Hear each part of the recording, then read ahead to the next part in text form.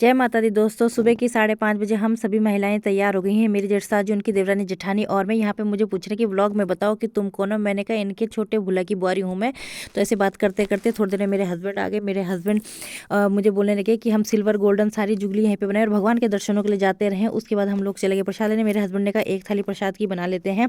तो यहाँ पे विजय दीदी ने भी प्रसाद ले लिया है अपना। मेरे हस्बैंड ने प्रसाद की थाली मुझको पकड़ाई और ये देखो मेरे जेठ जी ने मुझे सिंदूर भी दिलवाया था माता के मंदिर से। उसके बाद प्रसाद की थाली को लेते हुए मैं आगे बढ़ती गई और मेरे हस्बैंड किसी और काम से चले गए। ये भाई साहब हमको फिर मिल गए, बार बार हाथ जोड़ रहे हैं।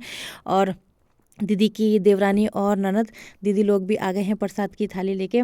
और ज्वालफा माता के मंदिर लाल छत सफ़ेद दीवारों से सुसज्जित। ये भाई साहब फिर आ गए हैं, इन्होंने भी अपने लिए पूजा का थाल बनवाया था और बार बार मुझे चिढ़ा रहे हैं कि बोली मैं जलेबी की तरह सीधा हूँ। दीदी कह रही हाँ हाँ ये बहुत सीधा है, जलेबी की तरह है।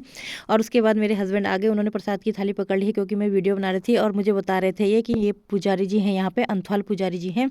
तो मैंने कहा अच्छा, तो ज्वालफा माता के जो पुजारी हैं वो अंथवाल जी लोग होते हैं। पंडित जी बोलने लगे कि ऐसे काम करो, पूजा सब लोग एक साथ इकट्ठे हो जाओ तब करेंगे, क्योंकि 12-13 लोग हैं। यहाँ पे मैं बता रही हूँ कि देखो सेम नागराजा भगवान के पुजारी और ज्वालफा माता के पुजारी यहाँ पे अंथवाल जी।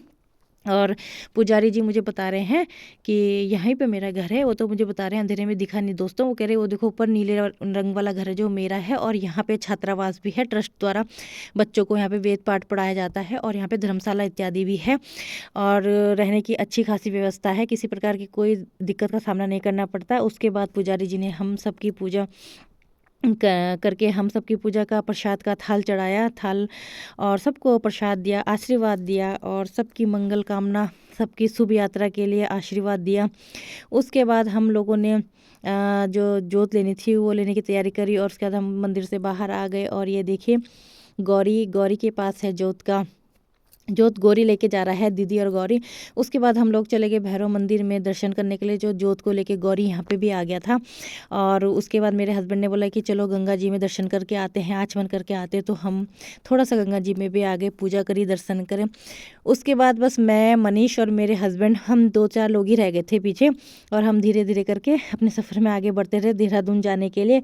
और बहुत खुश थे सब, बहुत अच्छे से जा रहे थे। देखा तो दीदी लोग यहाँ पे नाच रहे हैं भजन में आराम से।